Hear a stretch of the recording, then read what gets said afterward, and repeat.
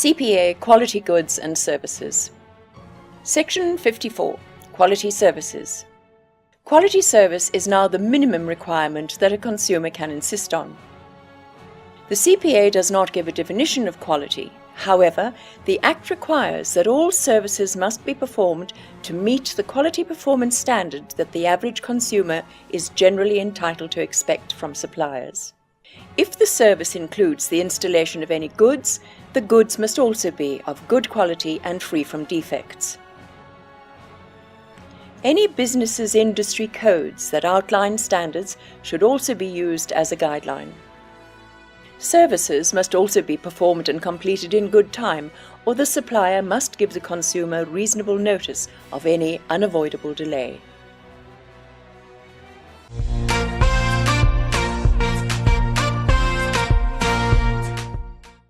If any goods are removed during repairs or maintenance, it can be expected that they must be returned in a clean container, for example, an air filter changed during car maintenance. A supplier must also look after any consumer property under his care. A supplier is liable for any loss if care is not taken. Section 55. Goods, Quality and Safety. This section excludes goods bought at auctions. All other goods must be suitable for a specified purpose for when they are intended.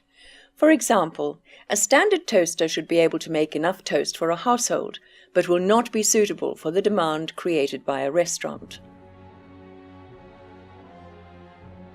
The onus is still on the supplier to ensure that the proper use of any product is explained and consumers have a realistic expectation of the performance of a product. Goods must be of good quality, in good working condition, and usable for a reasonable amount of time. For example, a party balloon is only expected to last a day or so. However, a battery-operated shaver that was given as a gift at the party should last a few months or even years.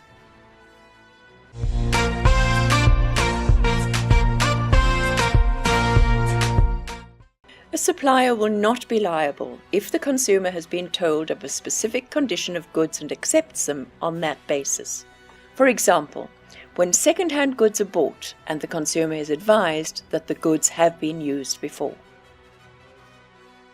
When deciding if goods are of good quality and suitable for a purpose, you must consider the way in which the goods have been marketed, packaged and displayed, the use of trademarks and descriptions, any instructions or warnings about the use of the goods in the normal manner, and the time that the goods were produced and supplied. It makes no difference if the defects of a product are hidden or obvious or easily detectable by the consumer before delivery. The supplier is still liable for the defects unless the consumer clearly indicated that he accepted the goods with defects as explained to him. This section has serious consequences, so suppliers need to ensure that staff members dealing with the consumers know enough about the products, or a senior staff member must be on hand to advise customers. For suppliers, it's suggested that they record such discussions with consumers to avoid any disputes later.